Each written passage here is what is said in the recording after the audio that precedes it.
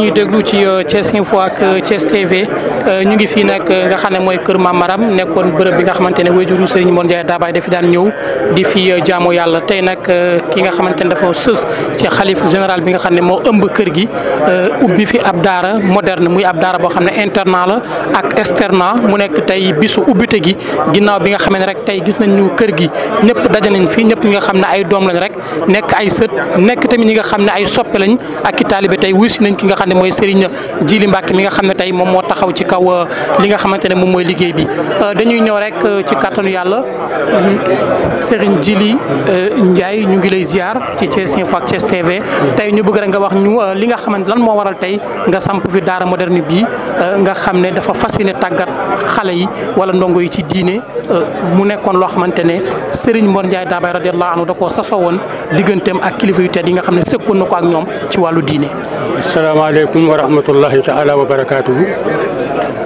su ngeen gisee daara ji ñu sos ko fi suñu maam Ahmad Tafsir dafa nekkoon ci dëkk bi daa fi jàngale alquranul karim buñ fi jógee tamit ñu denc ko ci dëkk bi waaye suñu waajur bu baax ba sëñ Mor Ndiaye Dabaye mosula deñ àjjuma ji jot di ñëw fii di ko indil ay ñaanam ak yu mel noonu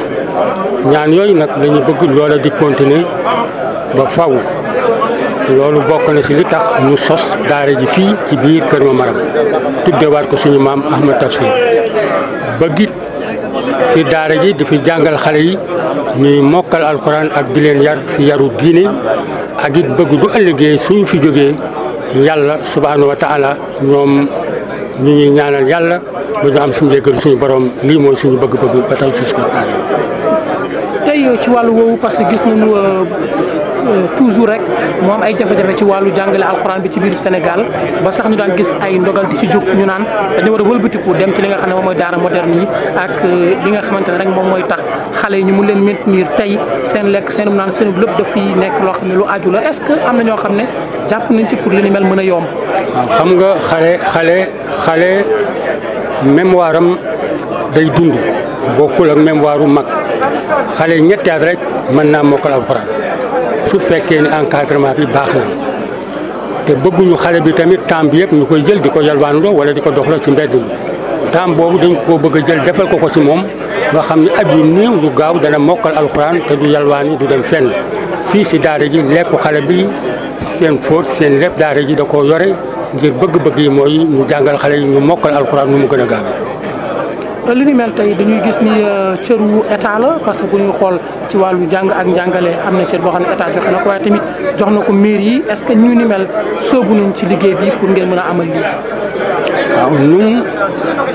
man ci état laa nekkoon daa ci jàngale lu tolloog fanweeri at ak nangam jàngale naa ko ci état waaye lii bi nga xamee ni ubbi nañ ko tamit dañuy tàllal loxo rek ci jullit ñëpp di ko tàllal it ñëpp état dañuy soxla ndimbalam. nit ñi dañuy soxla seen dimbal ndax mbiru diine la kon ñëpp nañ sa war a dugal seen loxo. Serigne Mor Ndiaye Dabaye radiyallahu anhu ñëpp xamoon nañ taxawaayam ci diine ak pencam bu tedd boobu tey lii dafa bokk ci ay réalisation yoo xam ne tey buñ koy comptabiliser ci luy jëmale diine ci kanam lay doon yow mi nga xam ne yaa nekk ci bopp bi tey ban yëg-yëg nga am ginnaaw bu fi njaboot bi yëpp dajee tey te alxuraan rek dajal leen ak ki nga xam ne mooy seen waajur. loolu day nekk mbégte mu rëy si man mu rëy. ndax nit ki doo xoolee sa waajur li mu bëggoon mooy alxuraan yàlla xiir la ca loola ba nga nekk sax mu jàppale la loolu mbégte la mu rëy la sëñ Mor Ndiaye Dabaye ku ko xam alxuraan rek nga ko xame ndax alxuraan la daan naafila koor du mas a ñëw ku ko mas a gisit wala su masee gis nit koo xam ne ku mokkal alxuraan la lépp lu mu am si teraanga da ku koy defal ngir fonk alxuraan kon bis bi bis bu rëy la bis bu màgg la ci man ndax ku fonk alxuraan dama lay fonk ku bëgg alxuraan yi dama lay bëgg te sama bëgg-bëgg yëpp mooy sama bëgg waajur moo di alxuraan ak xam-xam xaw ma la ne du loolu. tey wis nañ leen ak doole ci ay kilifa ci njabootu kër gi ñi ni mel lan ngay àddu ci ñoom. waaw loolu dama siy kontaan bu baax a baax parce que nit ñi fu ma leen woo danañu fa fekk ndax man du ma nax doomu aadama du ma demee sa jumaa ja seen diine laa leen di jàngal ñu xam ko li yàlla bëgg moom laa leen di wax li yonent bi bañ loolu laa leen di wax lépp loo xam ne moo leen di jariñ si seen wàllu diine seen wàllu àddina loolu moo laa leen di wax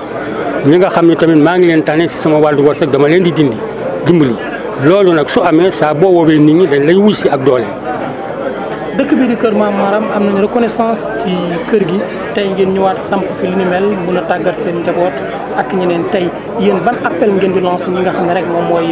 jullit yi mooy taalibe yi tamit ci li nga xam ne mooy liggéey bi ngeen sumb. waaw waa Kër Mame Maram dañ leen di tàllal suñu loxo di leen wax ne leen jox leen ñu seen doom yi ñu def si ñoom loo xam ne mënu leen koo def si ñoom ndax dëkk yi ñaare li gën a bare si xale yi doo leen yarul it ñeneen da leen di jariñoo rek comme ni ma ko waxee woon waaye doo leen defaree nag danañ jariñ seen bopp jariñ seen njaboot jariñ réew mi. mais tey est-ce que mën nañ jàpp ni ay xale mën nañ jóge Thiès wala Dakar wala fee ñëw nekk ci biir internat bi. waaw internat bi moom fu nekk la xale di jëm fi mu ne xale yi ñoom mooy nit ñaa ngi mooy proposé waxtu nekk pour indi seen doom yi ci la nekk maa ngi ñaan yàlla tamit pour wut car boo xam ni dana jëlee xale yi sa dëkk ba ñuy ñëw di jàng see ka dem loolu tamit mi ngi bokk ci projet daara ji. kon tey projet bi gën a taxaw moom mooy am car boo xam ne mooy def transport bi. waaw kooku fi mu ne actuellement moom laa gën a yittewoo fi mu ne fi ma toll boo xam ne dana mën a di jëlee xale yi foofu di leen indi ak di leen delloo loolu mooy sama bëgg-bëgg bi nga xam ne moo gën a mag fi mu ne. lan mooy doon kàddu yu mujj yi. di sant jullit ñëpp di wax ni yàlla na yàlla def jàmm ci réew mi yàlla na yàlla def sutura ci réew mi yàlla na yàlla def juboo ak déggoo ci jullit ñëpp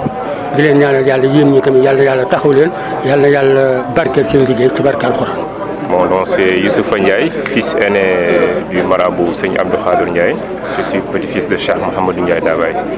Alors, est-ce que vous pouvez revenir un peu sur l'implantation de ce Dara moderne internat externe ici dans le village de Kër Mame Maram qui fut quand même le fief de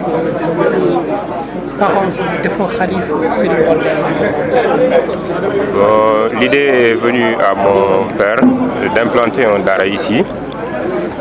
Quand il a pensé au déplacement qu'effectuait son papa, feu Cheikh Mohamedou Ndiaye Dabaye,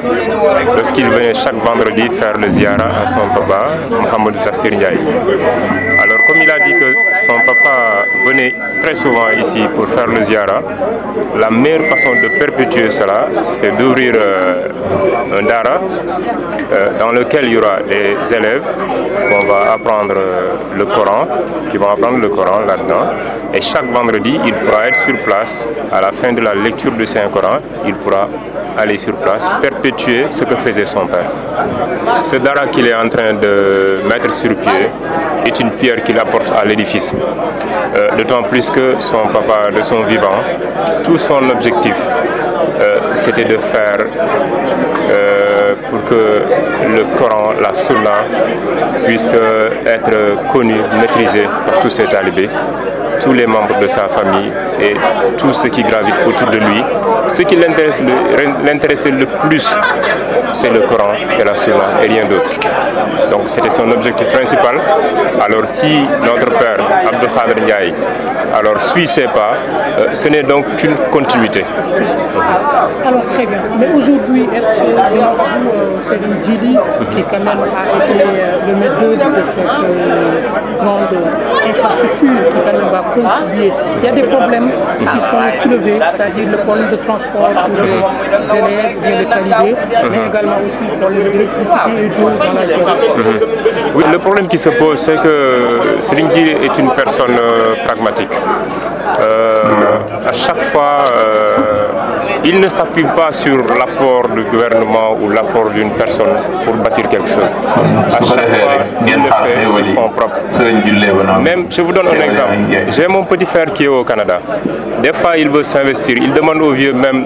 qu'est-ce que je dois faire. Il lui dit non, ne fais rien. Même ces talibés qui viennent pour lui demander les devis, pour qu'il leur présente les devis éventuellement du maçon ou du menuisier métallique et tout, ce qu'il leur dit, je n'espère rien de personne et je n'attends rien de personne. Donc tout ce qu'il devra mettre sur pied, moi je peux considérer que, comme il l'a dit tantôt, il n'attend rien de personne. Peut-être toute aide qui viendra du gouvernement ou d'une tierce personne sera bien sûr la bienvenue, mais il ne demande pas et il n'attend rien de personne. La preuve, cet édifice que vous voyez sur place, il n'a jamais été voir un politique ou qui que ce soit pour lui demander son soutien. Donc nous suivons cette lancée et ça a été son objectif principal. Et nous l'appuyons là-dessus et nous sommes derrière lui. Quel est le message? Alors le message que je voudrais donner, c'est qu'à travers cette journée, je voudrais que tous les fils, petits-fils de la famille prennent exemple de lui. Parce que si notre grand-père est connu à travers le monde, si on parle de son livre Aïn Naïm et tant d'autres choses qu'il a eu à faire, si on parle de son compagnonnage avec Cheikh Khadim, c'est parce qu'il l'a montré, il l'a prouvé. Notre manière à nous de prouver quelque chose, c'est de travailler pour l'édifice d'autres dara, l'édifice d'autres mosquées à travers le Sénégal, pourquoi pas à travers le monde. Parce qu'il faut voir gros. Quand on travaille pour Dieu, on ne cherche rien là-dedans. Présentement, on est en train de construire une autre mosquée dans la ville où notre grand-père a quitté pour venir ici. On est en train de faire tant d'autres choses. Donc honnêtement, je lance un message à toute la famille d'être derrière lui, Inch'Allah.